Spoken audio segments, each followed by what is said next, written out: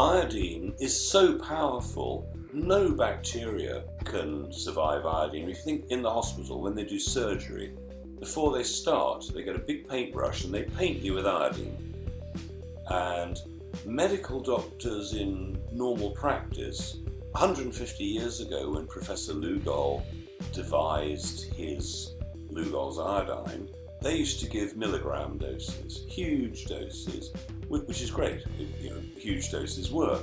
But now they teach all the doctors to use micrograms, which just doesn't work. And then there are other people selling other versions of iodine, like nascent, and that doesn't really work either very well. But old-fashioned Lugol's in the right dose is a revelation to a lot of people. I mean, really a revelation. And I mean, a year's supply in England costs £20 for a year, right? It just doesn't get cheaper. There's so little money to be made, that's why people don't talk about it. And they don't teach the doctors a meaningful dose, because if people realised that most thyroid problems, many issues are an iodine deficiency.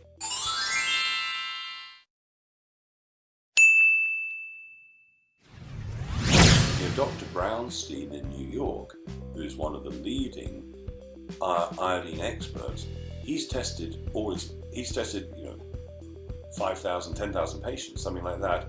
He found that 96% of everybody he tested was low. And so if a woman is low on iodine when they give birth, the child will be born with a low IQ. If you want clever children, mum has to have enough iodine. I mean, it's massive and so important. Yeah, and how do you take iodine properly? What's your opinion about glucose? How to take it? On the skin? Do you drink it? You can do a test. You can put one drop on the inside of your wrist and see how long it takes to disappear. The lower you are on iodine, the quicker it will just get sucked into the bloodstream and disappear. I would say, well, over the last 20 years, I've had 2 people ring me up from the emergency room and say they put it on their skin and it burned so badly they had to go to hospital. So I would say 1 in 10,000 people maybe has a bad reaction to it. So always test yourself with a little tiny drop first. Now, if really it should be there at least 12 hours later, but almost everybody, it's gone in 4 hours or less. I had one person, they were so low it had gone in 30 minutes because the body literally just sucks it in. So you can paint it on. The wife of a friend got breast cancer, big lump. She got a paintbrush and painted it on her breast every day. 4 months later, cancer gone. In Japan, they have lots of iodine because they're eating a lot of fresh sea fish, but more importantly, they're eating seaweed, lots of it with every meal. Breakfast, lunch and dinner for most Japanese.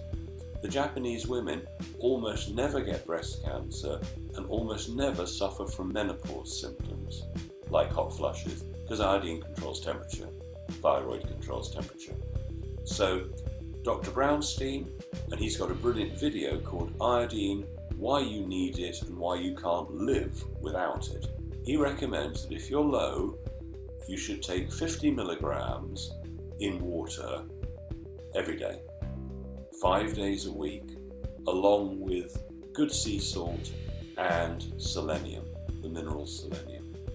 So I've had people who have suddenly got their memory back.